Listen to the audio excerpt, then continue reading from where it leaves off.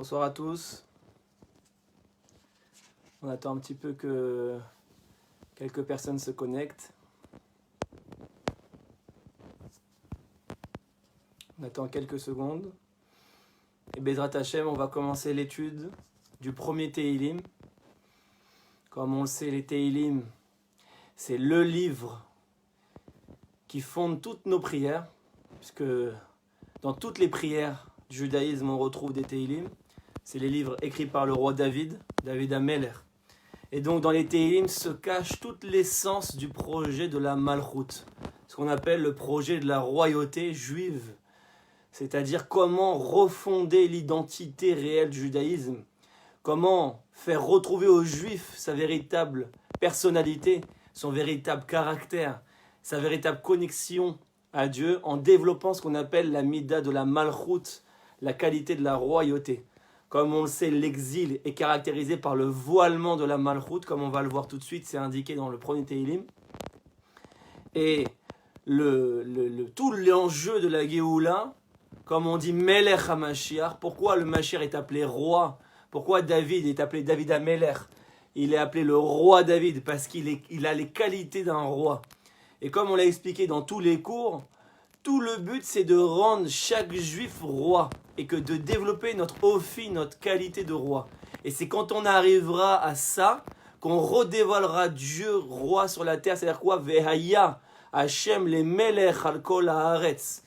Que Dieu, il sera roi sur toute la terre à la fin des temps. C'est quoi que Dieu sera roi? C'est que le peuple juif va se comporter comme un roi. Les juifs vont retrouver leur mida de Malchut. Donc ce soir, j'ai décidé de commencer un seder d'études exceptionnel sur les Tehilim. Donc comme on le sait, les Tehilim sont lus pour beaucoup de choses, pour la refoua, pour tous les problèmes, etc. On lit souvent les Tehilim, mais on ne comprend pas le sens véritablement. Certaines personnes ne savent même pas la traduction des Tehilim et ne comprennent pas ce qu'ils lisent. Et comme on sait, c'est hyper important de comprendre et de se connecter à ce qu'on lit. Donc j'ai décidé de faire cette étude et Bezrat Hashem, tous les dimanches soirs à 21h, on étudiera un Tehilim. La semaine prochaine, ce sera le deuxième et ainsi de suite. Donc on commence directement dans le texte du premier Tehilim. Pour ceux qui veulent suivre, donc Tehilim Aleph. Et je lis la première phrase du Tehilim Aleph. Donc David Ameler, qui est donc l'écrivain, l'auteur de ce livre, va fonder toute sa pensée par la première phrase qui est Ashrei Aish Asher lo halar ba'atzat reshaim uvderech chataim lo amad uvmoshav letzim lo yashav. Donc, traduit littéralement à un premier niveau, et ensuite on va expliquer un peu plus profondément. Ashrei Aish, heureux est l'homme. Ashrei, ça vient du mot Osher, qui veut dire bonheur en hébreu. Donc il te pose la définition du bonheur. Heureux est l'homme. Asher lo alach ba'atzat reshaim, qu'il ne va pas dans le conseil. Atzat, ça vient du mot aetza, qui veut dire conseil. Qu'il ne va pas dans le conseil des reshaim, des méchants. Uvederech chataim lo amad, et il ne se tient pas. Amad, ça vient de amida. Quand on fait la amida, pourquoi on appelle ça la amida? Parce qu'on se tient debout. Omed en hébreu, ça veut dire se tenir debout.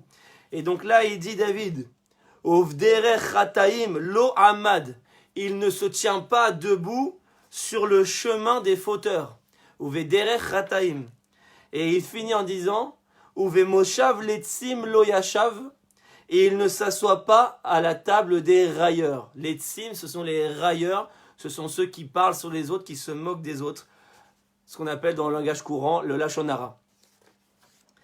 Donc, on voit ici une première chose très très intéressante que le Sod, que le Zohar HaKadosh nous fait remarquer. Il faut comprendre que David, il a structuré son livre de Tehilim de la même manière que Dieu, il a structuré la Torah. De la même manière que Dieu a structuré la Torah, Chamisha Chumshe Torah, il l'a divisé en 5 livres. Bereshit, Shemot, Vaikra, Bamidbar, Devarim. Le Sefer Tehilim, le livre des Tehilim, est divisé en 5 parties. Donc David Ameler a copié le modèle du Chumash, de la Torah de Dieu, pour réécrire son livre des Tehilim.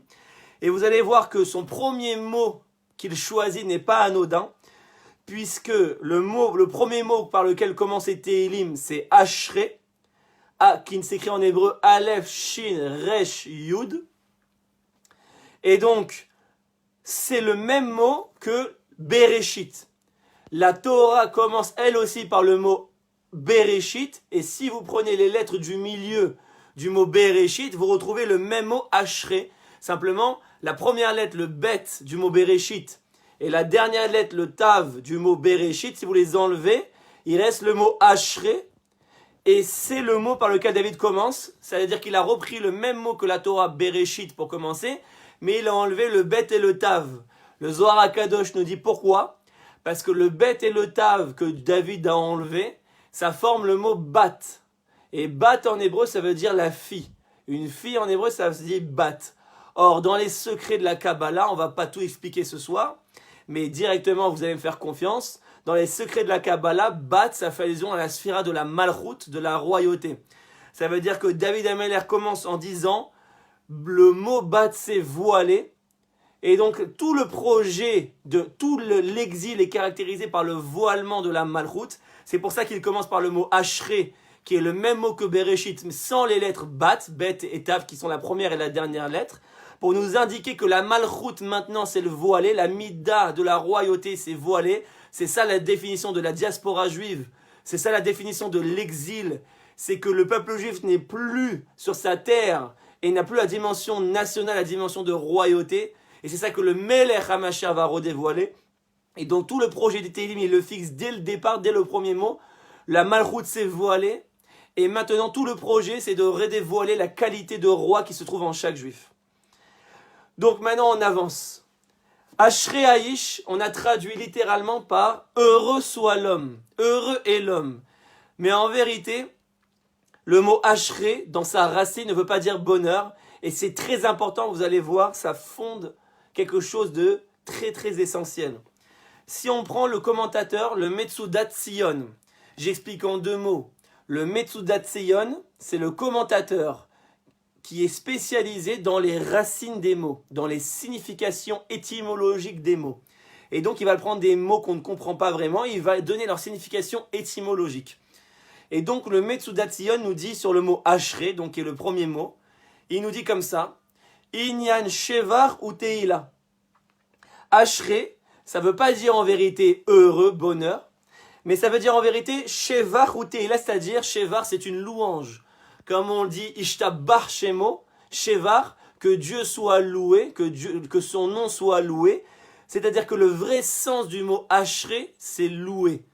Et donc, le Metsudat Tzion nous donne ici une signification beaucoup plus profonde de ce que veut dire le mot Ashrei, Ashrei Haïsh. Ce n'est pas non heureux est l'homme, mais loué soit l'homme. Et là, ça change tout, mes amis. En fait, ce qu'on veut nous faire comprendre ici, c'est quelque chose de fondamental.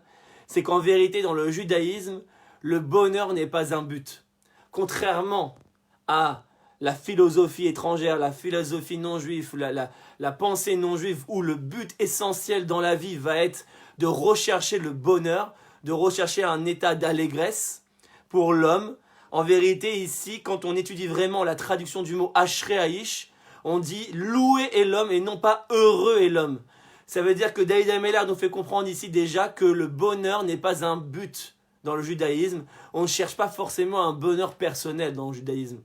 On ne cherche pas à construire la Torah, à construire sa religion, construire ses projets, tout pour soi et pour son bonheur. Parce qu'en vérité, le bonheur n'existe pas vraiment dans ce monde. C'est une utopie qui a été inventée par les non-juifs. Parce qu'en vérité, le bonheur n'existe pas dans ce monde. Ce monde est caractérisé malheureusement, à notre niveau on le voit comme ça, par les difficultés, par les épreuves. Et donc dès qu'on atteint un petit peu de bonheur, un petit peu de situation plaisante, on va dire, où on a construit les choses, on a toujours des nouveaux problèmes et des nouvelles épreuves. Et les problèmes qu'on a réglés cachent des nouveaux problèmes encore. Et c'est ce qu'a dit, et c'était l'erreur de Yaakov Avinu.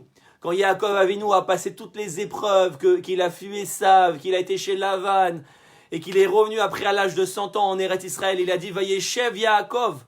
Et Rashi nous dit Yaakov bikesh liot beshalva. Yaakov, après toutes ces épreuves, après plus de 100 ans, il a demandé à être un peu tranquille. Et Dieu lui a dit, tu veux être tranquille dans ce monde-ci alors que tu as toute la vie du monde futur pour être tranquille. Boum, il lui a envoyé l'épreuve la plus grande de sa vie, qui était la vente de Yosef, la vente de son fils chéri. Donc on voit qu'Hachem, il n'a pas créé ce monde véritablement pour qu'on atteigne le bonheur, c'est-à-dire une situation où on n'a plus d'efforts à fournir. Comme c'est écrit aussi dans les livres de Salomon, la Amal Adam Yoled, l'homme est né pour l'effort.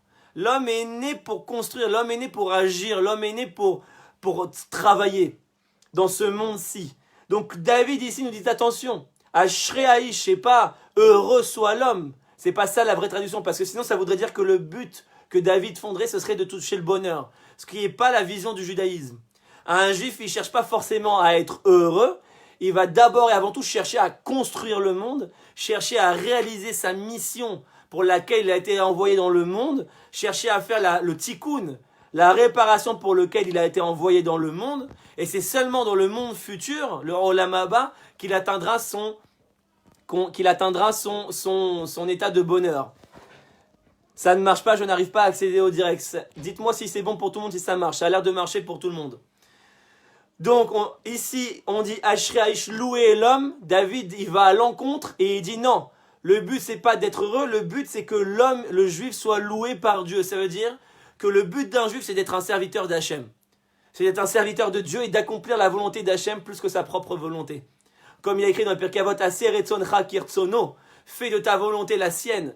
C'est-à-dire qu'en vérité, on ne doit pas avoir de volonté personnelle et de but personnel et d'individualisme. En vérité, c'est la société occidentale qui nous a éduqués à l'individualisme et à croire que le but dans ce monde, c'est simplement un bonheur personnel, d'avoir sa famille, son travail, qui sont des choses très très bonnes. Mais c'est pas ça le but dans la Torah. Le but dans la Torah et d'un juif, c'est de construire le monde, de construire l'autre, d'apporter une lumière dans le monde et d'apporter une réparation dans le monde. Et ça passe par le travail et l'effort. Donc, David, il dit, très bien, ça a l'air de marcher pour tout le monde. Donc, David, tout de suite, il place le fondement et le but et l'objectif suprême du juif d'être loué par Dieu. C'est ça dans la tête d'un juif de la malchoute, un juif de la royauté. Il ne cherche pas son bonheur personnel, il cherche avant tout de diffuser la lumière d'Hachem dans le monde, d'être le bon serviteur de Dieu dans le monde, et d'accomplir la volonté de Dieu dans le monde, et de diffuser la volonté de Dieu dans le monde. C'est ça le but essentiel du juif, et c'est ça qui va faire qu'il va être loué. Donc, Ashrei Haïsh, loué soit l'homme. Maintenant, on a remis les choses plus claires, grâce au Metzudat Sion.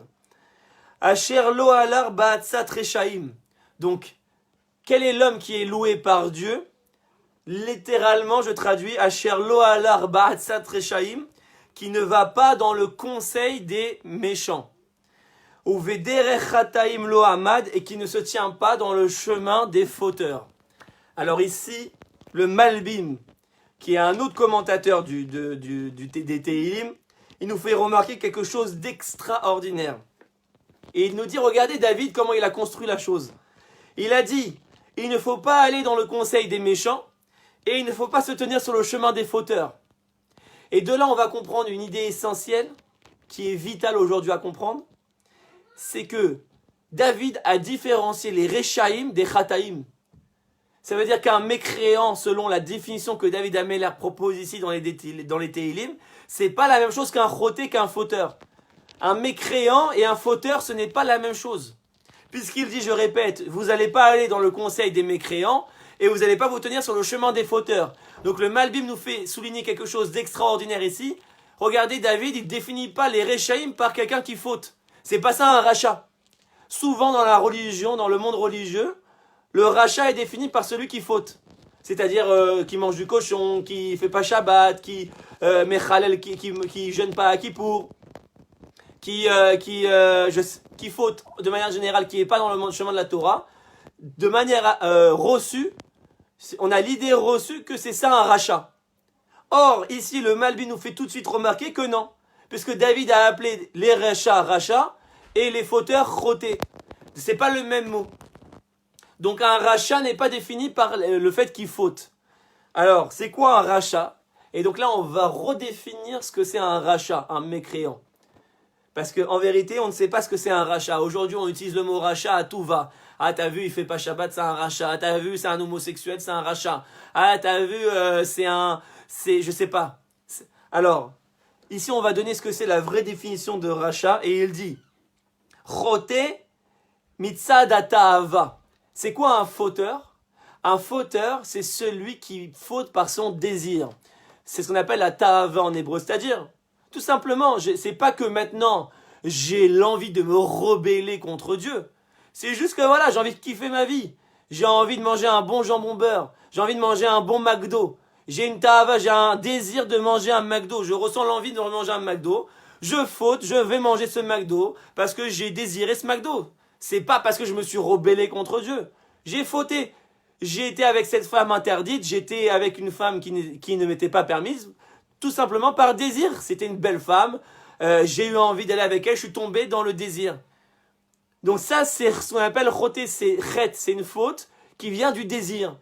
Ça ne vient pas d'une idéologie de rébellion contre Dieu.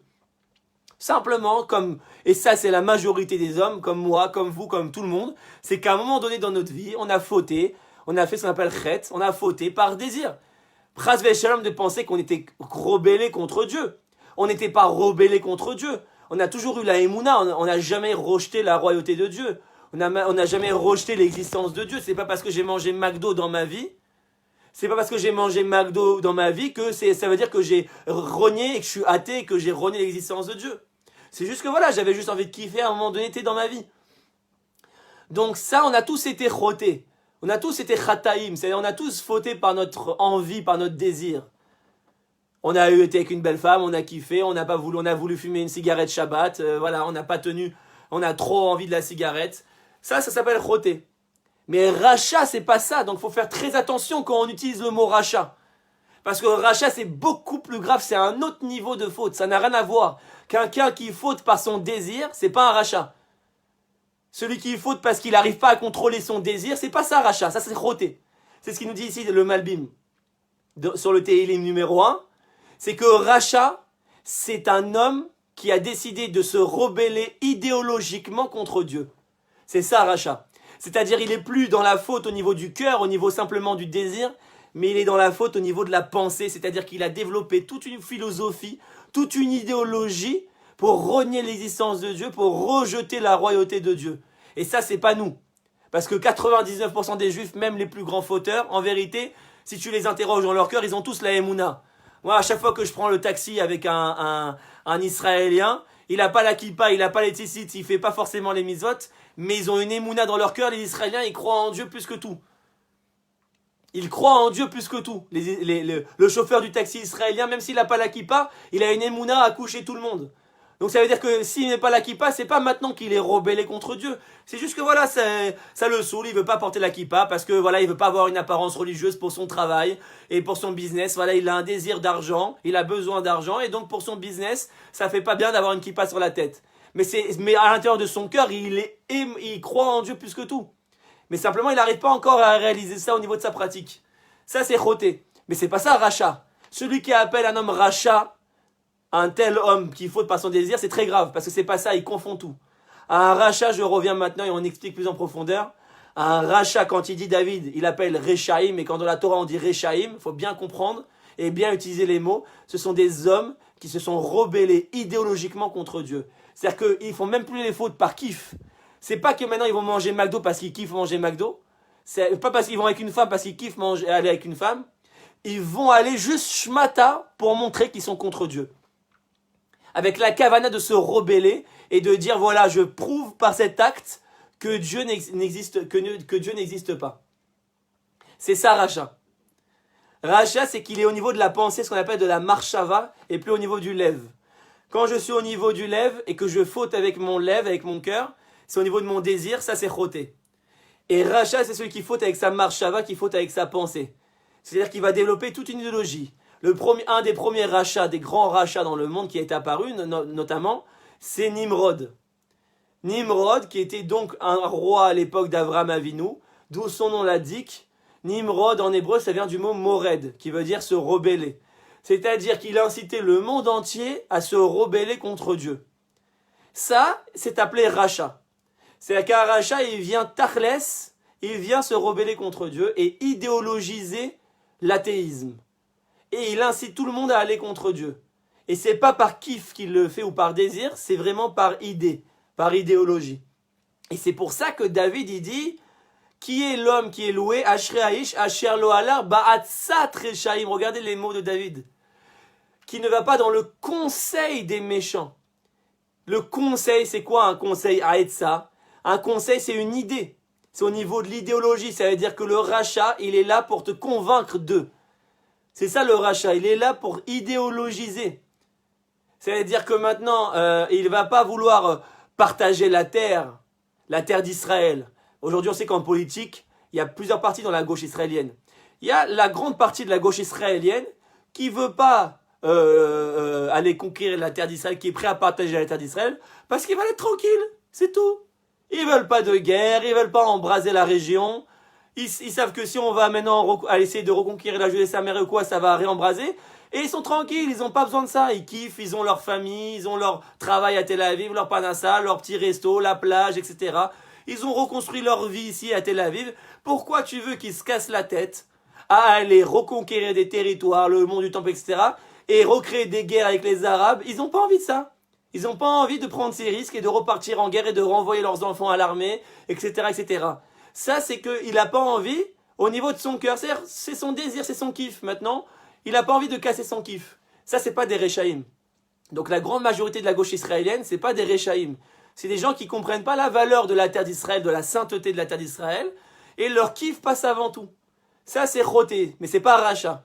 Par contre, il y a l'extrême gauche israélienne qui, elle, n'a rien à voir, qui, elle, est prête à partager la terre d'Israël et qui défend nos ennemis idéologiquement pour casser la royauté d'Hachem, pour casser la souveraineté juive sur la terre d'Israël. Et ça, c'est une minorité dans la gauche israélienne, c'est ce qu'on appelle l'extrême gauche. Et eux, ils vont idéologiser le fait d'aller contre le juif. Et ils vont dire les juifs, c'est des colonisateurs. L'armée d'Israël, c'est une armée colonisatrice. Et ils vont défendre les Palestiniens. Et ils vont dire que le peuple palestinien est un peuple soumis, un peuple colonisé. Et il y a des juifs comme ça. C'est une petite minorité, bien évidemment. Mais il y a des juifs qui, idéologiquement, et c'est même des non-juifs, hein, c'est pas que des juifs, qui sont donc au niveau de ce qu'on appelle rachat. Et c'est une extrême minorité. C'est des gens qui, idéologiquement, vont aller contre le projet divin pour refuser la royauté divine. Et c'est pour ça qu'on appelle Atzat Reshaim, David Ameller, dans le Tehillim, il dit, il ne va pas dans le conseil, parce que les Reshaim, ils parlent idéologiquement.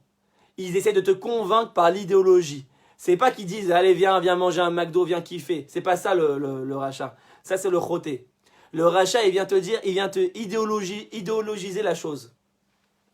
Donc le premier homme qui a la sensibilité, le juif qui est loué par Dieu, c'est celui qui a la sensibilité de comprendre la différence et déjà d'identifier qui sont les Rechaim qui ont cette idéologie de vouloir détourner et qui sont les justes des hommes simplement, des juifs qui kiffent leur vie, qui n'ont pas forcément envie d'entendre de la Torah et de la religion, ils ont envie juste de kiffer leur vie. Et ça, c'est pas du tout des Rechaim, mais celui qui appelle des juifs comme ça, qui en vérité sont 99% des juifs Rechaïm, c'est très grave, parce qu'ils inversent les mots et la sémantique. Donc ça, c'était la première idée fondamentale que le Malbim nous donne à travers le premier Tehillim. Maintenant, on continue.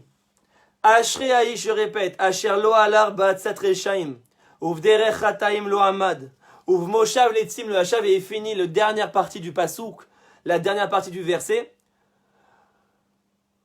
Ou Moshav Letzim Lo Yashav, il ne s'assoit pas à la table des railleurs, voilà. Souvent, on va dans un café, on commence à parler l'un sur l'autre. Aujourd'hui, c'est complètement démocratisé, surtout dans le monde politique, comme je disais dans mon dernier cours. Dans le monde politique aujourd'hui, on ne fait que du lachon hara partout. Aujourd'hui, c'est complètement décomplexé. On se parle entre eux, on s'insulte. Et Bibi, il a fait comme ça. Et Bennett, il a fait comme ça. Et Lapid, il a fait comme ça. Et ainsi de suite. On a du lachon hara décomplexé. C'est pas parce que je suis en politique que ça y est, je peux me permettre de parler sur les autres. Le lachon hara, c'est une loi qui s'applique dans toutes les situations. Donc là, on est face à des enfants dans une cour de récréation qui s'insultent toute la journée l'un l'autre. C'est pas ça la politique. C'est pas censé être ça la politique. La vraie malchoute, la vraie royauté d'Hachem, c'est censé être représenté par des hommes qui avant tout ne s'assoient pas à la table de railleurs. C'est-à-dire que quand ils sont là pour parler sur d'autres personnes, que ce soit en politique ou dans d'autres domaines, jamais on parle sur d'autres personnes. On va discuter les idées. Je ne suis pas d'accord sur le fond. Je ne suis pas d'accord sur cette idée. Je propose plus cette idée. C'est ce qu'on appelle les marloquettes, les shem shamaim. Comme il y avait entre Beth Hillel et Beth Shammai. Chas v'shalom de penser que Beth Hillel, il parlait sur Beth Shammai quand il s'opposait à lui. Il ne l'attaquait pas personnellement. Il disait, on est en marloquette avec tes idées. Et donc, ils se respectaient l'un l'autre au niveau de la personne, au niveau de l'être humain. Simplement, ils pouvaient discuter des idées. C'est ce qu'on appelle marloquette les shem shamaim. Un débat au nom du ciel, un débat au nom de Dieu. Ça, c'est un bon débat. Par contre, là, il y a un exemple de marloquette qui n'est pas les shem shamaim, c'est Korach et Moshe. Parce que Korach, quand il s'est levé, il a attaqué personnellement Moshe. Il aurait pu attaquer l'idée de Moshe et dire, voilà, je conteste cette idée, je préfère cette idée. Et là, il n'y aurait pas eu de problème. Mais là, il s'est levé contre Moshe lui-même, contre sa personne. Et c'est ça qui est appelé l'étime. C'est des gens qui critiquent la personne elle-même. Ah, t'as vu, un tel il est comme ci, un tel il est comme ça. Parle des idées. Dis, je ne suis pas d'accord idéologiquement, je pense qu'il faut faire ci. Idéologiquement, je pense qu'il faut faire ça. Mais ne donne pas des noms. Ne parle jamais sur des gens personnellement. Ne parle jamais sur des gens personnellement. Et regardez ce qu'il dit Rashi. Quand on continue le Teilim, donc je lis maintenant le deuxième verset. Ki im betorat Adonai chefzo, uftorato yege yomam valayla. Il continue, c'est la suite du premier verset, qui dit, qui est l'homme qui est loué? Celui que son désir le plus profond, c'est la Torah de Dieu. Qui im betorat Adonai chefzo, que la Torah de Dieu, c'est son désir le plus profond. Uvetorato yege yomam valayla, et dans sa Torah, il va être attrait jour et nuit. Et Rashi nous dit quelque chose d'incroyable. Il dit, regardez ce que dit Rashi. Qui im betorat Adonai chefzo, qu'est-ce que tu apprends du fait que juste avant, dans la fin du premier verset, on a dit Uv moshav letzim lo yashav. Il ne s'est pas assis à la table des railleurs. Et tout de suite après, le désir, tu désires la Torah de Dieu. Rashi nous dit Halamadta chez moshav aletzim mevio l'idée bitul Torah. De là, tu apprends que le fait de t'asseoir à la table des railleurs et de t'asseoir pour discuter et faire du lashon hara, chas v'shalom, ça t'amène au bitul Torah, c'est ça qui t'amène à annuler la Torah et à ne pas désirer la Torah. Et là, Rashi vient au contraire de tout ce qu'on pense. D'habitude, on dit, parce que je n'ai pas la Torah, alors je vais commencer à fauter, commencer à faire du lashon hara. Parce que je n'ai pas forcément la Torah. Mais en vérité, c'est le contraire. C'est le fait, chas v'shalom, de faire du lashon hara qui amène au bitul Torah dans ton cœur. C'est ça qui va enlever, qui va casser ton désir de penser à la Torah. C'est ça qui va enlever ton cœur du désir de la Torah. C'est le fait que tu t'assois à la table des railleurs. Le fait que tu es là pour parler d'autres personnes, de mal en d'autres personnes, c'est ça qui va annuler dans ton cœur, nous dit Rashi, l'envie de faire la Torah, et pas l'inverse. C'est pas parce que j'ai pas la Torah que je vais faire du lashon hara, c'est l'inverse. C'est parce que je fais du lashon hara que ça m'enlève la Torah, ça me déconnecte de la Torah. Et on continue. Ki im betorat Adonai hefzo uftorato yege yom valayla. C'est qui l'homme, qui est l'homme, le projet de Dieu, le vrai projet de Dieu. Uvetorato yege yom valayla. Sa Torah, il va yege, il utilise le mot yege. Et alors on va voir tout de suite ce que ça veut dire yege yom valayla. Que dans sa Torah, il va s'appliquer jour et nuit. Qu'est-ce qu'il nous dit Rashi? Yege Kol lashon hege balev hu. Chaque fois qu'on utilise dans la Torah le mot hege, on parle de la dimension du cœur. Balev hu, nous dit Rashi. Comme on dit dans la fin de la Hamida, Yiyu le ratson imrefi vehegion libi lefanecha Adonai tsuri vegoali. La dernière phrase de la Hamida, on dit Yiyu le ratson imrefi, que soit ta volonté les paroles de ma bouche. Vehegion libi, et la volonté de mon cœur. Et quand on dit la volonté de mon cœur, on utilise le mot hegion, higayon. En hébreu moderne, ça veut dire la logique, higayon, hege. Donc, qu'est-ce que veut nous dire Rashi ici? Uvetorato yege yomam valayla, que dans la Torah de Dieu, il va la faire pénétrer dans son cœur, jour et nuit. Et là, ça va répondre à une question fondamentale de l'existence. On va répondre à une question fondamentale que beaucoup se sont posées. Et ici, David Ameler a déjà donné toutes les clés. Parce que David Ameller, il dit à un tel homme, je lis le troisième verset avant de le traduire. Le troisième verset dit comme ça. Vehaya keetz shatul al palgemaim, asher pirio iten beito, ve'ale ou lo ibol, ve'chol asher yase yatzliach. Je traduis, après on expliquera. Un tel homme, donc, on a dit qu'il ne va pas dans le conseil des méchants, qu'il ne va pas sur le chemin des fauteurs, qu'il ne s'assoit pas à la table des railleurs, qui désire la Torah de Dieu jour et nuit. Un tel homme, il ressemble, et il donne une métaphore David, Ve'aya ke'etz shatul al palgemaim, il ressemble à un arbre planté parmi les rivières d'eau. Asher pirio iten beito, et il va donner son fruit en son temps. Ve'ale ou lo ibol, et aucune feuille va tomber de cet arbre. Ve'chol asher yaase yatzliar, et David il promet ici, il signe, un tel homme, tout ce qu'il entreprendra, et tout ce qu'il fera, yatzliar, il réussira. Il aura la bracha d'Hachem dans toutes ses actions. Alors ici, on va poser la question la plus fondamentale de l'existence. Comment ça se fait que si j'étudie la Torah, je suis un homme religieux, etc., je ne réussis pas forcément tout? Au contraire, on voit les Réchaïm, on voit que les mécréants parfois, ils réussissent beaucoup plus. Et les tzadikim, ou en tout cas les hommes de Torah, les religieux, ils ne réussissent pas forcément. Et là, en fait, c'est Rashi qui nous a donné la clé de cet élément de réponse.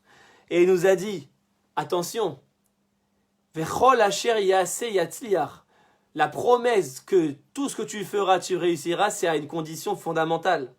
Ou vetorato yege yomam valayla, qu'il va s'attrayer à la Torah jour et nuit, mais pas de n'importe quelle manière. Elle est là toute la clé. C'est ce qu'on a dit. Yege, c'est au niveau du cœur. Ça veut dire que si tu veux réussir toute ton entreprise, il faut que la Torah ait pénétré ton cœur. Et de là, on apprend quelque chose de fondamental, c'est que la Torah, elle peut avoir deux dimensions, deux approches complètement différentes. Il peut, ce qu'on appelle avoir la Torah du cerveau, la Torah de la pensée, et la Torah du cœur. Ça veut dire que tu peux vivre la Torah uniquement au niveau de la pensée.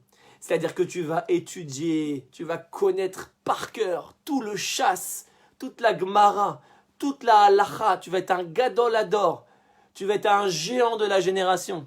Tu étudies jour et nuit la Torah, mais c'est encore au niveau intellectuel. Est-ce que tu as commencé le travail de faire pénétrer ton cœur de la Torah? Et ça, c'est un travail qui est complètement différent. C'est le premier verset du Shema Israël aussi qu'on dit « Ve'ahavta et Hashem Elokecha bechol levavecha ou bechol nafshecha ou bechol meodecha » Tu aimeras Dieu de tout ton cœur, de tout ton être et de toute ton âme. C'est-à-dire qu'on a un ordre d'aimer Dieu au niveau du cœur. Et ça, c'est un travail que pratiquement personne n'arrive encore à faire, malheureusement. Parce qu'on n'a pas encore la malchoute, on n'a pas encore la royauté qui, elle, est au niveau du cœur. Pourquoi? On explique. Ça veut dire quoi une Torah du cerveau et une Torah du cœur? C'est-à-dire quoi? Faire la Torah par le cerveau et faire la Torah par le cœur. En vérité, faire la Torah par le cerveau, comme je vous l'ai donné un indice juste avant, c'est rester au niveau de la technicité de la Torah intellectuelle.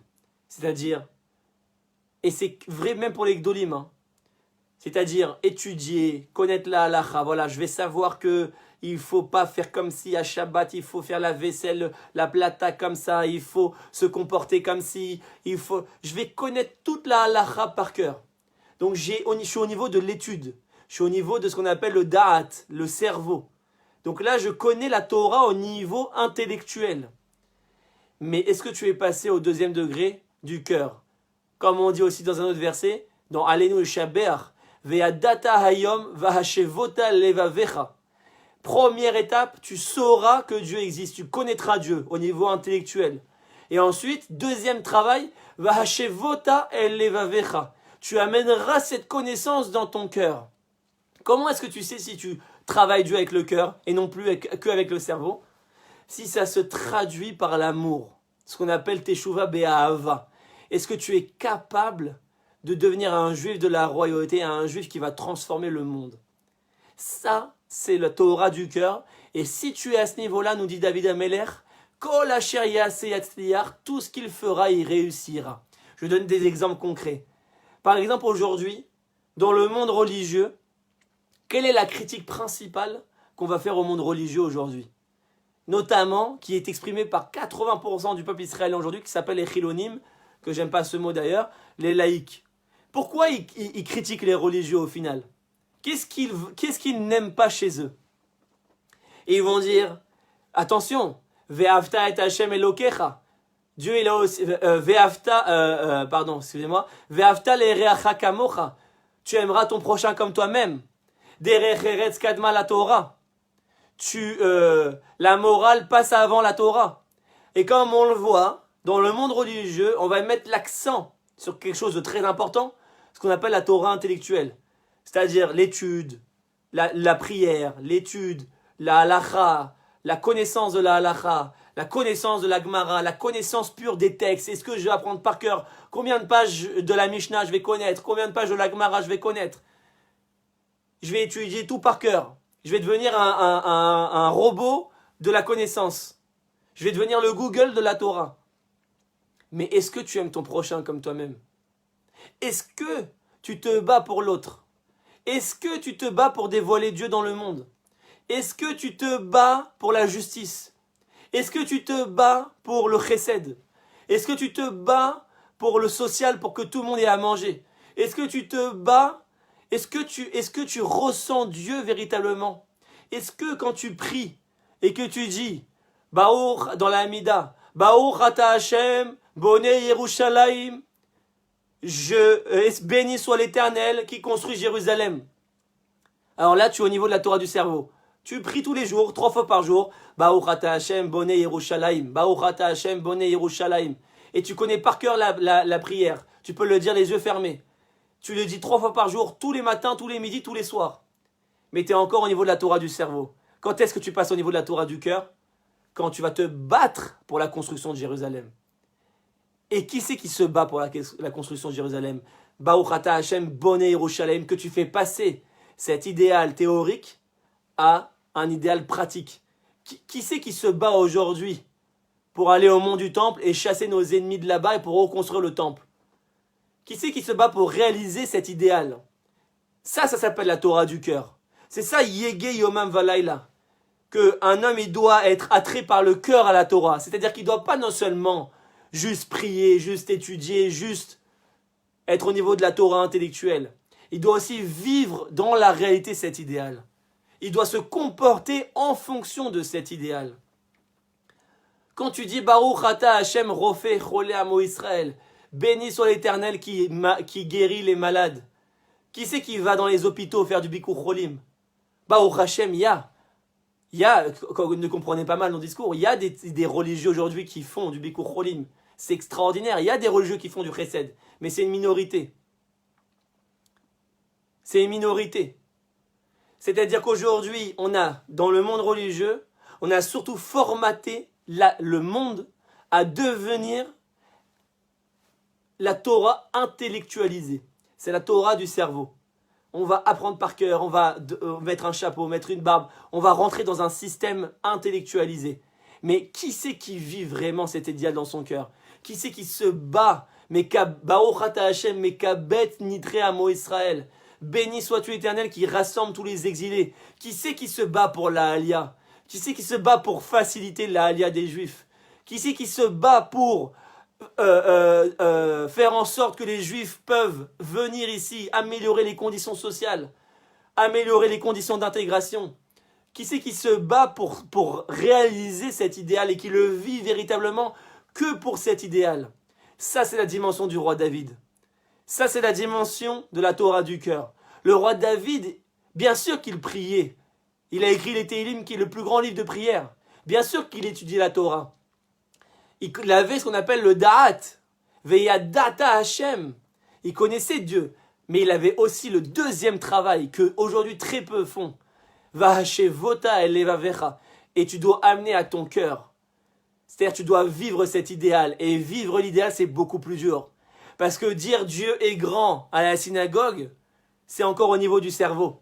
Alors que aller sur le terrain, mettre ta vie en danger, faire tous les sacrifices, prêt à tout sacrifier pour te battre pour cet idéal, ça c'est la Torah du cœur et là il y a beaucoup moins de monde. Comme on le voit, c'est explicite quand Moshe Rabbeinu, il est venu délivrer le peuple. Au départ, tout le monde était, quand il est arrivé, qu'il a fait les miracles et qu'il a mis sa main et qu'elle est ressortie lépreuse, qu'il a fait les miracles pour montrer qu'il venait bien de Dieu. Et il a dit, je vais vous libérer. Allons combattre Pharaon. Donc, lui, il est allé dans l'idéal du cœur. Il était prêt à combattre Pharaon. Il était prêt à s'opposer au plus grand dictateur de tous les temps. Imaginez-vous. Il est fou, Moshe. Vous imaginez, Pharaon, c'est comme si on parlait d'Hitler, il marchait mot. Quelqu'un aurait le courage de se lever, de se monter, de se tenir debout devant Hitler et de dire arrête, libère mon peuple. Regardez le courage de Moshe. Pharaon, il aurait pu le tuer en 2 minutes. Il aurait pu lui couper la tête. Mais Moshe, il vivait la Torah dans son cœur. C'est-à-dire qu'il était prêt à aller sur le terrain et sur le front pour se battre, pour libérer son peuple. Et comme c'est raconté dans le Midrash, quand il a dit on va aller combattre Pharaon, tout le monde a dit oui, ça y est, on y va. Et tout le monde a levé les bras, vous savez, comme dans les révolutions.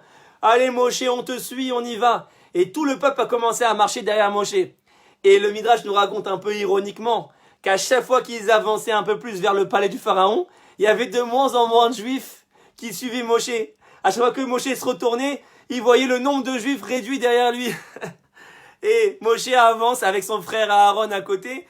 Et plus ils avancent, moins il y a de monde. Avant, il y avait 600 000, après il y a eu 300 000, après il y a eu 100 000, après il y a eu 50 000. Et on voit que, petit à petit, ils fuyaient tous. Ils n'avaient pas le courage. Et à la fin, le Midrash nous dit que quand il est arrivé à l'entrée de la porte du Pharaon pour y rentrer, ils étaient plus que 2. Moshe et Aaron. Il n'y avait plus personne. Même les tzadikim, même les rabbanim qui suivaient Moshe, même les léviim, ils étaient plus derrière. Ils ont eu peur de Pharaon. Bon, c'est normal. Nous-mêmes, on aurait fui. Jamais on aurait eu le courage. Vous imaginez, aujourd'hui, personne n'a le courage de se lever et de dire voilà la Torah du cœur. C'est ça la Torah du cœur. C'est de vivre l'idéal et de prêt à combattre pour ça. Et donc quand Moshe est arrivé devant Pharaon, il s'est retrouvé tout seul avec Aaron. Et malgré tout, il a continué tout seul. Il avait besoin de personne parce qu'il sait qu'il avait Dieu avec lui. Et c'est ça qu'il dit David Ameller. Vechol asher yaaseh yatzliach. Tout ce qu'il entreprendra, il réussira. Détomprez-vous. Si Hachem, il fait pas réussir, même des religieux, et on dit pourquoi lui, il fait toute la Torah, il fait toutes les mitzvot, et Hachem le fait pas réussir. Non, c'est parce qu'en vérité, il n'a pas encore mis la Torah au niveau de son cœur. Même s'il a l'apparence d'un tzaddik, il est encore dans la Torah du cerveau. Et c'est pour ça d'ailleurs qu'on n'a pas encore la Géoula, et on n'a pas encore le Mashiach, et on n'a pas encore le Beth Amikdash. Parce qu'on n'a pas encore amené la Torah dans le cœur. Et qu'est-ce qui amène la Torah dans le cœur? Eretz Israël. Parce que quand on est en diaspora, on a une Torah spirituelle, on a une Torah intellectualisée, on a une Torah du cerveau, on a une Torah théorique. Et c'est la terre d'Israël qui va nous donner la force d'amener la Torah vers le cœur et de concrétiser cet idéal. Et donc David nous dit, David Ameller, et c'est vrai, tout celui qui fait ce travail réussira. Comme on a vu David, pareil, comme Moshe. Quand il y a eu Goliath qui s'est présenté, Goliath, il faisait 5 mètres de haut.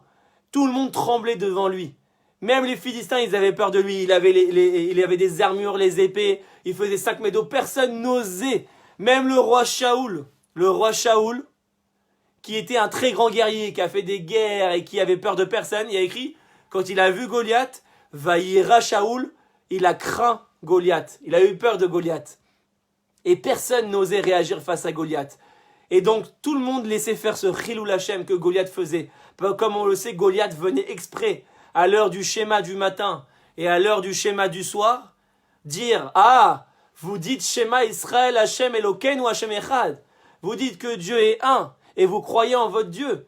Mais pourtant, quand je viens et que je vous insulte pile à l'heure du schéma, il n'y a personne qui vient me combattre. Où est-ce qu'elle est votre Emouna, votre vraie Emouna? Parce que c'est facile à la synagogue de dire Dieu est grand. Mais qui c'est qui est sur le terrain pour combattre et dire Dieu est grand sur le terrain et prêt à se mettre en danger pour? Et donc Goliath a dit il n'y a plus personne. Et heureusement il y en a eu un qui a eu le courage et qui a dit mais qu'est-ce qui se passe ici? Comment on peut laisser Goliath faire un tel Chilul Hashem? C'était David Ameller. Et David Ameller, il a été voir le roi Shaoul. Il lui a dit moi je vais combattre Goliath. Si vous avez tous peur, moi je veux aller au nom de Dieu. J'ai peur de personne. Parce que moi je combats pour Dieu. Et David Ameller, il a été voir Goliath, le roi Shaoul. Et le roi Shaoul s'est moqué de David. Le roi Shaoul dit quoi toi, qui fais 1m60, un petit rouquin, tu vas aller combattre, tu vas te faire tuer. Il lui rigolait au nez. Et il a vu une telle détermination dans les yeux de David qu'il il a dit ok. Il a appelé ses soldats, il a dit allez, donnez-lui une épée qui va combattre Goliath. Et le roi David, il lui a dit mais moi j'ai pas besoin d'épée. Tout ce que je vous raconte, c'est écrit dans le Sefer Shmuel. David, il dit mais moi j'ai pas besoin d'épée. Alors le roi Shaoul, il le prend pour un fou, un suicidaire. Tu vas aller combattre Goliath qui fait 5 mètres de haut armé jusqu'aux dents sans épée, sans rien. Bon, tu vas à la mort, quoi. T'es un fou. Et David lui dit, t'inquiète pas. Et il va, il avance, et il dit, Beshem Hashem Tzvakot. Au nom de Dieu, c'est pas moi qui combat.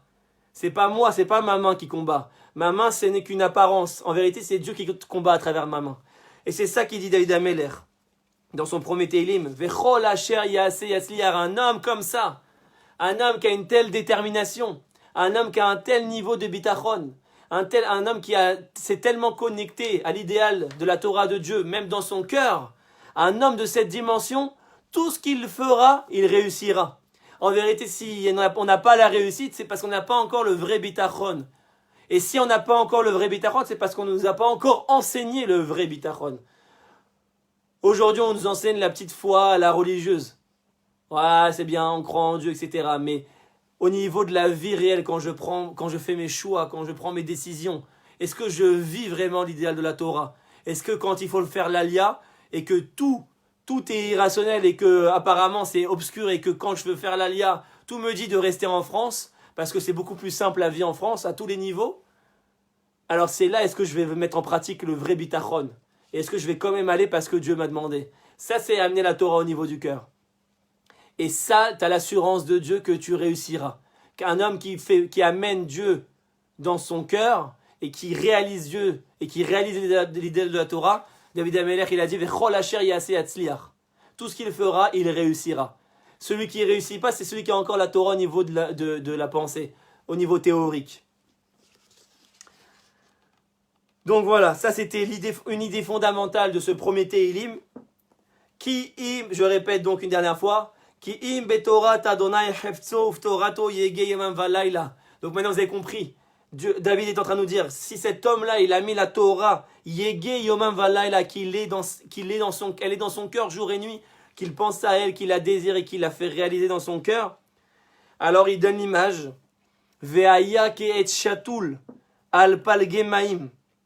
Il va ressembler à un arbre planté au milieu des rivières d'eau, des courants d'eau. C'est ça la traduction la plus exacte, puisque palgemaim, peleg, la racine du mot peleg, pour ceux qui suivent un peu dans le livre et qui voient les mots en hébreu devant leurs yeux, palgemaim, quand on appelle les courants d'eau, pourquoi peleg? Peleg, ça veut dire qu'en hébreu, c'est quelque chose qui se contredit, qui se frotte.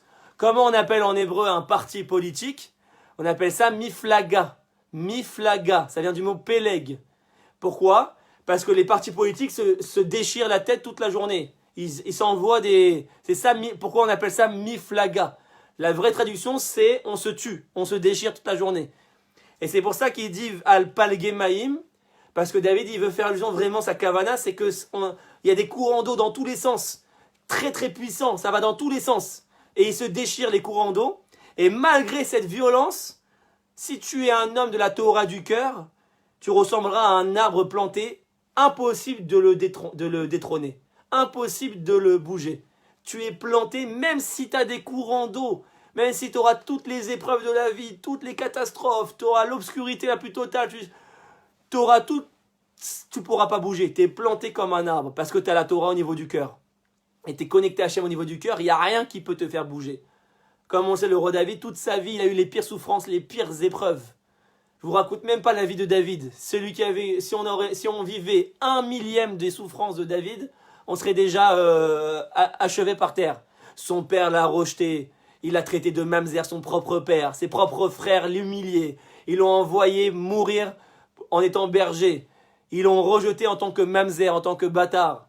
Il était rejeté par tous les tzadikim de la génération. Tout le monde a refusé sa royauté. Tout le monde l'a traité de pécheur, de fauteur. Tout le monde l'a humilié.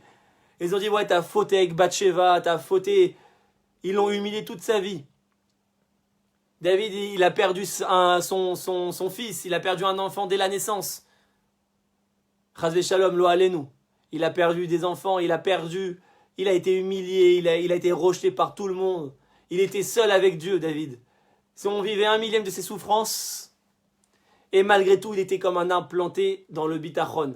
C'était un serviteur de Dieu. Un vrai serviteur de Dieu tel qu'un juif doit l'être. C'est ça le vrai modèle du judaïsme. C'est pour ça qu'on dit Mashiach ben David. Parce que le modèle messianique, c'est David, plus que tout autre personnage. C'est pour ça que j'ai décidé de faire l'étude des Teilim. Parce qu'en étudiant les Teilim, on va comprendre le vrai message de la Torah, le message messianique. Qu'est-ce que Dieu il attend vraiment de nous? Et donc c'est quoi cette image? Ve'aya ke'et shatul al palgemaim. Son fils a voulu tuer Chazak Céline.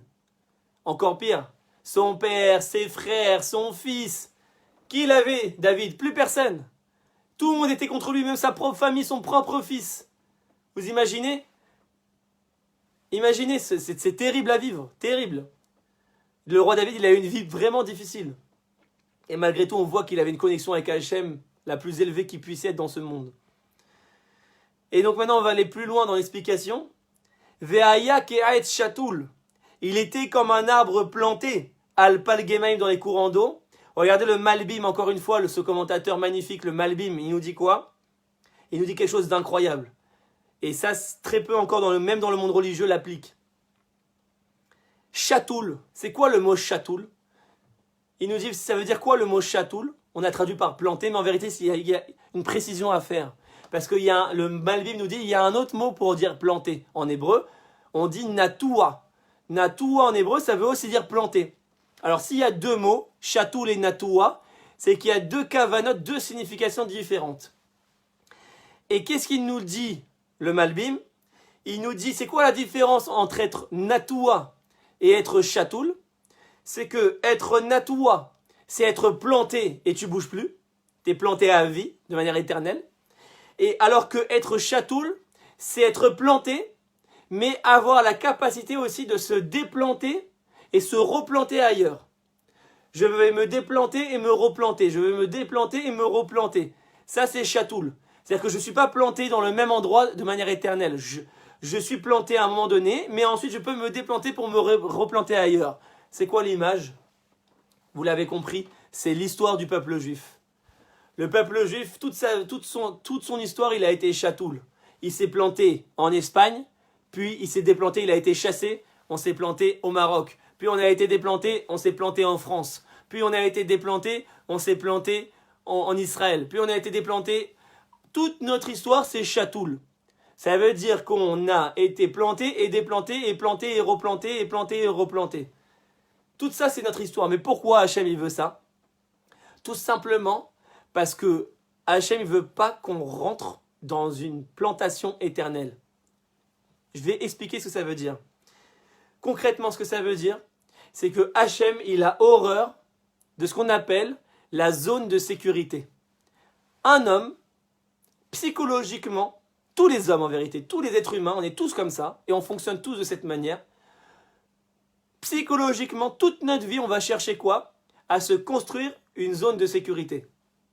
Que ce soit religieux, que ce soit professionnel, que ce soit personnel, que ce soit matériel, à tous les plans, tout notre but, c'est de construire une zone de sécurité. Pourquoi? Parce que l'homme, il fonctionne à la sécurité. Par exemple, au niveau professionnel, je cherche à avoir un CDI, ce qu'on appelle un contrat à durée indéterminée, c'est mieux qu'un CDD. Pourquoi? Parce que si j'ai un CDD de 6 mois, 1 an, j'ai pas d'assurance de ce qui va se passer dans 1 an. Donc ma zone de sécurité, elle est très courte. J'ai peur de ce qui va se passer plus tard. J'ai pas la notion de ce qui va se passer après. Par contre, si j'ai un CDI qui est sur 30 ans, je suis tranquille, je suis planté à vie. J'ai une zone de sécurité, je sais que je vais me gagner mes 5 000 € par mois, et en fonction, je vais construire ma vie, et pour 30 ans, je suis tranquille, j'ai plus de problème. Ça, c'est le contraire de la Torah. C'est pour ça que d'ailleurs, il y a une halakha dans le Shulchan Aruch, que quand le Mashiach va revenir, qui va reconstruire la société selon les lois de la Torah, il n'y aura plus de CDI. Le CDI, le contrat à durée indéterminée, il est interdit dans la Torah. C'est quoi la longueur maximum d'un contrat de travail selon le Shulchan Aruch? C'est 3 ans. C'est-à-dire que tu ne peux pas faire un contrat de plus de 3 ans avec un employé. Pourquoi? Parce que le vrai juif, il est chatoul. Il n'est pas natoua. C'est-à-dire que Dieu, toute la vie, il va nous envoyer des choses pour nous casser notre zone de sécurité. Psychologiquement, nous, on veut revenir à l'état de fœtus. Voilà, on était dans le ventre de notre mère, avec la bouche ouverte, et la mère qui nous donne à manger, et on est tranquille, on n'a aucun effort à faire. Ça vient directement dans notre bouche. Ça, c'est le contraire du juif de la malchoute. C'est le contraire de la volonté d'Hachem. Hachem, il veut que tu te remettes en question chaque jour, que tu te remettes en question chaque mois, que tu te remettes en question chaque année. C'est ça le plus dur d'un homme. C'est qu'un homme, il va être planté. Il va avoir sa parnassa, il va avoir son shalom bayit, sa femme, ses enfants, sa construction même, sa synagogue, tout. Et d'un seul coup, Hachem, il dit quitte tout, quitte la France, quitte Paris, tu dois tout quitter. Tout ce que tu as construit pendant 50 ans, tu le quittes pour aller en Israël, vers une terre inconnue. C'est ce que Dieu il a dit à Abraham. Abraham, il avait 75 ans, il a été le voir, il lui a dit quitte tout. Pourquoi? Pourquoi tu es sadique, Dieu? Pourquoi? J'ai tout construit en France. J'ai tout en France, j'ai tout construit. Depuis 50 ans, j'ai ma vie en France. Et maintenant, je vais recommencer à zéro en Israël. En vérité, c'est ça, le juif de la malchoute.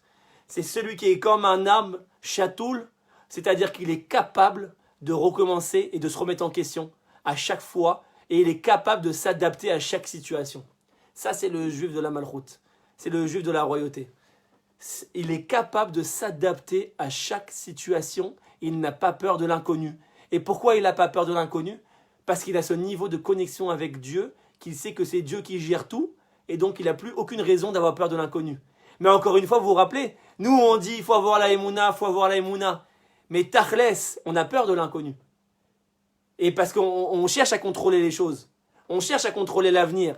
Et qu'est-ce qui va se passer d'ici 5 ans, d'ici 10 ans, ça nous fait peur. Donc rationnellement parlant, on dit je ne vais pas me marier tout de suite parce qu'il faut que j'ai un salaire, il faut que je construise une parnassa. Si j'ai des enfants, il faut que je les nourrisse. Donc on va faire un calcul rationnel. Et donc ça va nous empêcher, on va dire je ne vais pas me marier maintenant. Alors qu'Hachem il a dit tu dois te marier à 18 ans, selon Shulchan Aruch. Et alors la parnassa t'en fais quoi? Et si j'ai des enfants, comment je vais les nourrir? Tu ne te poses pas ces questions. Parce que tu sais que l'avenir est contrôlé par Hachem. Mais le bitachon, c'est pas au niveau intellectuel. Encore une fois, aujourd'hui, nous, on a le bitachon. On parle de bitachon, mais est-ce qu'on y croit vraiment? Est-ce qu'on applique vraiment le bitachon? Ça, c'est le niveau du cœur. C'est le plus dur. Le plus dur, c'est de vivre le bitachon. C'est-à-dire, je vais me marier à 18 ans et je sais qu'Hachem, il m'aide. Je sais qu'Hachem va vraiment me construire.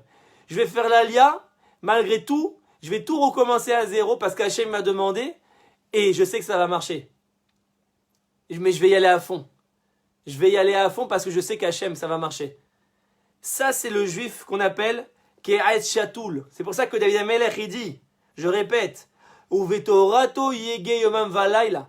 Celui qui vit la Torah jour et nuit au niveau du cœur, c'est-à-dire qu'il vit la Torah vraiment dans sa vie de tous les jours, qui prend les décisions de sa vie en fonction de la Torah et du bitachon, ve'aya Ke'et Shatoul, il sera comme un arbre chatoul qui est capable de s'adapter, de se planter, de se déplanter, de se planter, de se déplanter.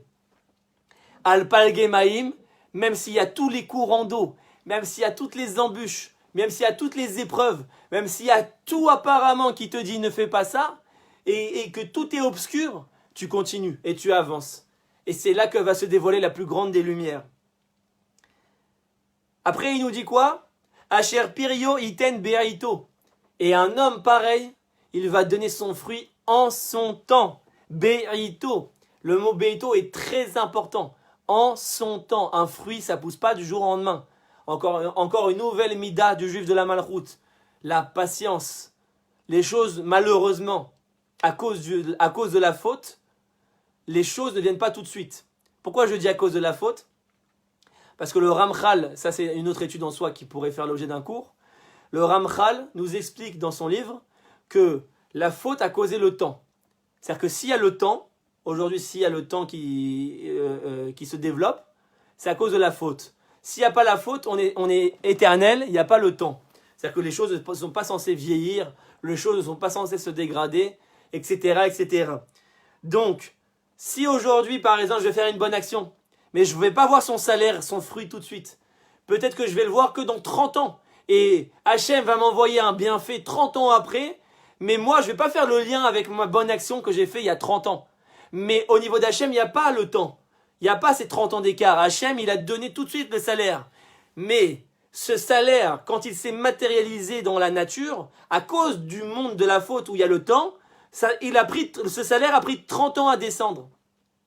Comprenez ce que je veux dire? C'est très très profond, c'est des notions kabbalistiques très profondes ça. Ça veut dire que normalement, si on n'était pas dans un monde de faute, on devrait faire une bonne action et recevoir le fruit, le salaire tout de suite. Par exemple, si je mets les téphilines, et ben tout de suite j'ai ma demande qui est réalisée. Ça c'est le monde du Olam Haba, c'est le monde où il n'y aura pas de faute. Mais aujourd'hui, à cause du monde de la faute, quand je fais une bonne action, je vais visiter un malade, je vais aider quelqu'un, ça peut prendre 20 ans peut-être pour que je reçoive le salaire de cette bonne action. Et moi, bien évidemment, 20 ans après, je vais recevoir le bienfait, le salaire, je ne vais pas faire le lien. Et donc parfois on va dire, ah, mais t'as vu, Hachem il est injuste, il me récompense pas, il m'envoie des épreuves alors que j'ai été bon. Parce qu'en vérité, à cause du temps et des choses, on ne fait pas le lien. Mais en vérité, David nous dit ici, Asher Perio Iten Beaito, vous inquiétez pas. Chaque chose a son salaire. Chaque acte a son salaire, que ce soit dans le bien comme dans le mal. La justice divine est parfaite. Et le juif de la Malchoute, il est patient, il sait que Hachem, il juge parfaitement. Même si ça doit prendre 30 ans, il sait qu'un jour, il sera récompensé de son acte ou que l'autre sera puni de son mauvais acte. Il le sait et il a confiance. C'est ça, Asher Perio Iten Beaito. Chaque fruit est donné en son temps. Ve'ale ou loibol, et il perd aucune plume, aucune fleur, aucune feuille. C'est-à-dire que le juif de la Malchoute se dégrade jamais au niveau du cœur. Il se dégrade jamais. J'avance un peu. Bon, donc Vechol Asher Yaseh Yatzliach, on l'a dit, tout ce qu'il fera, il réussira. Maintenant, vous avez compris c'est quoi le profil du juif qui a la réussite telle que la Torah en parle. Et maintenant, on comprend pourquoi même des tzadikim, parfois, n'ont pas la réussite, parce que la Torah n'est pas encore au niveau du cœur. Parce que s'il y avait un juif vraiment aujourd'hui qui vivait la Torah au cœur, comme le roi David, eh ben, on serait tous les jours en train de l'entendre crier pour reconstruire le temple, par exemple. C'est un exemple parmi des milliers d'autres. Mais aujourd'hui, on voit personne véritablement se battre pour l'idéal de la Torah. Et donc là, je finis avec la fin du Tehilim, Bezrat Hashem. Lo chen arshaim. Sache que les mécréants, les Rechaim, donc comme on l'a expliqué au début du cours, pas les fauteurs. On a expliqué la différence entre un fauteur et un mécréant, un choté et un rachat. On a expliqué que 99% des gens, vous et moi, on n'est pas des Rechaim. Rassurez-vous, nous ne sommes pas des Rechaim. Pourquoi? Parce que même les fautes qu'on fait, c'est au niveau du désir, au niveau du désir matériel. Parce que j'ai kiffé manger le McDo, j'ai eu envie de manger le McDo, etc. J'ai eu envie de cette femme à un moment donné, c'était du désir. Et on a défini au début du cours ce que c'était un rachat, c'est pas ça. Un rachat, c'est au niveau idéologique. C'est au niveau de la pensée. C'est-à-dire qu'il est rebellé idéologiquement contre Dieu. C'est-à-dire que c'est même pas qu'il a un kiff à faire les fautes. C'est qu'il fait les fautes juste pour se rebeller contre Dieu. Et ça, c'est pratiquement personne, c'est une extrême minorité. Les Rechaim dans la Torah, c'est les vrais mécréants. Comme on a dit sur Esav, comme on a dit sur Sancheriv, comme on a dit sur Nabucodonosor, comme on a dit sur ceux qui ont détruit le temple, comme ceux qui ont vraiment idéologiquement combattu Dieu et le peuple juif, comme Hitler. Hitler, ça c'est un rachat. C'est un homme qui idéologiquement a combattu le peuple juif. Ça c'est rachat. Mais sinon, ceux qui sont pas le goy qui n'aime pas trop les juifs, c'est pas ça rachat. Lui, il aime pas les juifs parce que voilà, c'est un idiot, il aime pas la différence, il aime bien son jambon beurre et les juifs, ils sont bizarres. Ça, c'est pas un rachat, le pauvre, c'est un goy, il connaît pas ce que c'est un juif. Bon, il va être un peu raciste, voilà, comme tout le monde. Moi, j'aime pas les noirs, j'aime pas les chinois, j'aime pas... Pourquoi? Parce que je suis un idiot, j'aime pas la différence. Tout ce qui est un peu différent de moi, comme je suis très fermé d'esprit, je suis raciste, j'aime pas. Mais ça, c'est pas ça, rachat. Un goy qui est antisémite, un peu, c'est pas ça, rachat. Par contre, Hitler, ça, c'est un rachat. Parce qu'il est idéologiquement, il a exterminé le peuple juif, phrase de Shalom. Il a exterminé le peuple juif de manière idéologique. Ça, c'est rachat. Ça, c'est un vrai rachat. Il marchait mauvais zéro. Donc, le David Améler, il finit comme ça les derniers versets. Lochen arshaim, ki im kamot sacher tidefenu ruach. Sache que les vrais mécréants, les Rechaim, ils sont comme le motz que le vent emporte. Asher tidefenu ruach. C'est quoi le motz? Le motz, c'est, vous savez, dans une épice de blé, on a le blé lui-même et on a l'écorce, on a ce qu'il y a autour, l'épi, la feuille qui recouvre le blé. Et ça, avec le vent, au fur et à mesure, ça s'envole. C'est très faible, c'est très léger, ça bouge comme ça. Et il faut savoir que le rachat, c'est le contraire. On a dit que le juif de la Torah du cœur, la Torah de la Malchut, il est stable comme un arbre et rien ne peut le faire bouger. David va te dire le contraire. Sache que le rachat, tu crois qu'il réussit, tu crois que sa réussite, il a des milliards et comme Hitler, il est monté, il a Chas v'Shalom, on peut croire que Dieu l'a fait réussir Chas v'Shalom dans son projet. Il a eu une certaine réussite dans son projet. Sache que Imkamot, sa chertifin rouar, ça ne tiendra pas la route. Ça peut tenir 5 ans, ça peut tenir 10 ans, mais sur le long terme, ça disparaît. Comme on le voit, on le sait tous, on le connaît tous aujourd'hui, tous les Réchaïm du monde, tous ceux qui se sont opposés au peuple juif et à Dieu, ils ont disparu. Les Babyloniens ont disparu, les Grecs ont disparu, les Perses ont disparu, les Égyptiens ont disparu, les Romains ont disparu. Toutes les grandes puissances mondiales qui étaient les dominateurs du monde, ils étaient comme le Motz, et le vent les a emportés. Et le seul qui est resté jusqu'à aujourd'hui, c'est le peuple juif qui est resté connecté à Dieu dans l'idéal de la Torah. Et c'est comme un arbre planté qui a jamais bougé et il est éternel. Ça, c'est le secret du peuple juif. C'est ce qu'il est livré directement dans ce premier Téhilim. Et sache que toutes les grandes puissances aujourd'hui qui s'opposent, l'ONU, l'Europe, ils croient qu'ils sont puissants aujourd'hui. C'est comme les Romains de l'époque ou comme les Égyptiens de l'époque. Ils vont disparaître comme le vent. Parce qu'aujourd'hui, ils s'opposent à Israël. Ils s'opposent au peuple juif, au retour du peuple juif sur sa terre.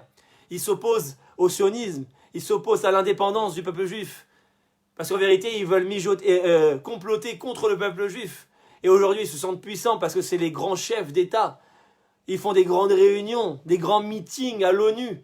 Et toute la journée, ils sont contre Israël. Sachez que ça dure un temps. Et qu'un jour, ils seront comme le mos devant le vent. Un jour, le vent les emportera. Alken, et il finit comme ça, David Ameler. Alken lo yakumu reshaim bamishpat. C'est la raison pour laquelle ces mécréants-là ne se lèveront pas le jour du jugement. Vechataim ba'adat tzadikim. Et les fauteurs ne se tiendront pas dans la communauté des tzadikim. Ki yodea Adonai deret tzadikim. Vedere reshaim tovet. Parce que sache et la foi, véritablement, pas la foi la religieuse, la vraie foi dans ton cœur. Il n'y a que Dieu, Yodéa, Adonai, Deret Tzadikim, que Dieu, il connaît le chemin des Tzadikim, mais en vérité, Yodéa, c'est plus que connaître. Comme il nous dit le Metzudat Tzion, Yodéa, Inyan Ashgacha. C'est-à-dire que Hachem, c'est plus qu'il connaît le chemin des justes, il connaît le chemin du peuple juif. C'est qu'il s'unit à ce chemin-là. Comme il y a écrit, Veyada Adam et Hava Ishto. Adam Arishon, quand il est allé s'accoupler avec Rava pour enfanter, quand il allait s'accoupler, on utilise le mot Veyada. Il a connu sa femme. Ça veut dire que le mot Da'at, c'est s'unir véritablement, c'est de ne faire qu'un.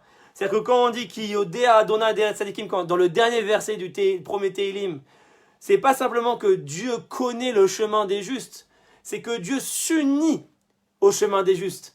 C'est à travers les justes que tu vas découvrir Dieu. C'est à travers le chemin du peuple juif que tu vas découvrir Dieu.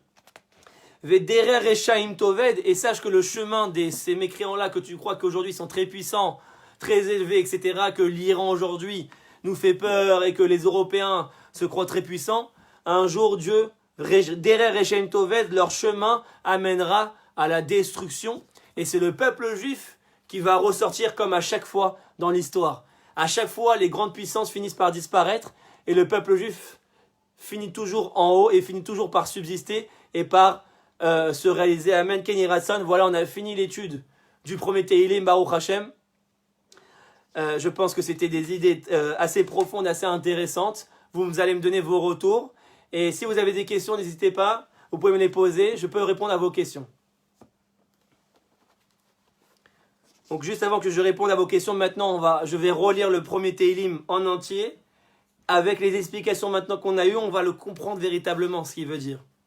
Ashrei Aish Asher lo halar ba'atzat reshaim uvderech chataim lo amad uvmoshav letzim lo yashav ki im betorat Adonai hefzo uvtorato yege yomam v'layla vehaya ke'et shatul al palge ma'im asher piryo yiten be'ito ve'aleu lo yibol וכל אשר יעשה יצליח. לא כן הרשעים, כי אם כמוץ אשר תדפנו רוח. על כן לא יקומו רשעים במשפט, וחטאים בעדת צדיקים. Ki yodea Adonai derer tzadikim, ve derer reshaim toved. Voilà, on a fini l'étude du premier Teilim Baruch Hashem. J'attends, si vous avez quelques questions, je peux y répondre. Avec grand plaisir.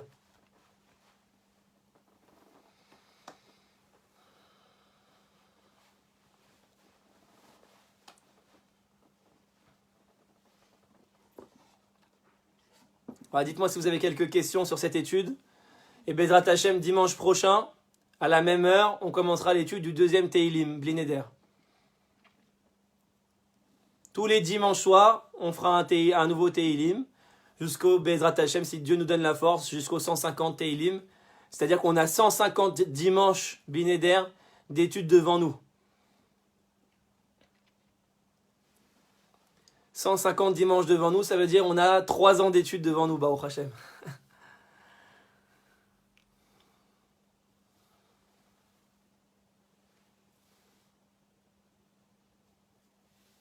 Voilà, j'attends encore quelques minutes pour voir s'il y a des questions. Et sinon, on se retrouve mercredi soir pour l'étude de la paracha à travers le Zohar HaKadosh. Donc, mercredi soir à 21h, on étudiera la paracha de Noach à travers l'étude du Zohar HaKadosh. Donc, je suis encore en train de voir, je confirmerai, peut-être que je ferai le mardi soir l'étude sur la paracha au lieu du mercredi soir, parce que beaucoup de monde m'ont dit que le mercredi soir, c'était une journée assez prise. Donc, peut-être que je vais faire mardi soir, je vais le reconfirmer. Normalement, ça devrait être alors mardi soir, l'étude, mardi soir à 21h, l'étude sur la paracha à travers le Zohar. Donc, ce sera la paracha de Noach cette semaine. Et dimanche prochain, l'étude du Teilim 2, et ainsi de suite. Merci à vous. Merci de votre soutien, Bezrat Hashem. Et si il n'y a pas de questions, on va se quitter. J'attends encore quelques secondes. Pour ceux qui veulent aussi, j'ai une annonce Bezrat Hashem à faire. C'est que avec la fin partielle du Séguer, la fin partielle du confinement, le mont du Temple, le Har HaBayit, a réouvert ses portes. Comme vous le savez, je suis très engagé à ce niveau-là. Et Bezrat Hashem Bli Neder, je vais très bientôt annoncer la date de la future montée qu'on va organiser. Donc n'hésitez pas, tous ceux qui ne m'ont pas encore envoyé de message, soit par Facebook, soit par WhatsApp, pour participer à cette montée. N'hésitez pas à m'envoyer un message en privé pour dire que vous voulez participer. Et Bezrat Hashem, d'ici cette semaine, je vais annoncer la date de la montée au mont du Temple. Voilà, je vois qu'il n'y a pas de questions, donc merci à vous. Shavua Tov, Erev Tov, que Hachem vous bénisse chacun et qu'on s'imprègne tous de ces cours, on s'imprègne tous pour amener cet idéal de la Torah véritablement à le vivre dans nos cœurs, parce qu'on l'a étudié, c'est ça tout le but. Et c'est ça comme ça qu'on va dévoiler la Malchut d'Hachem, la royauté d'Hachem et le Mashiach. C'est ce travail essentiel qu'on doit faire. Ce n'est plus seulement être religieux et faire les mitzvot de manière méthodique et robotique et intellectuelle, mais d'amener l'idéal de la Torah dans le cœur et à le vivre. Chodesh Tov, un bon mois, un mois dans la bracha. Et Bezrat Hashem, on se revoit très bientôt.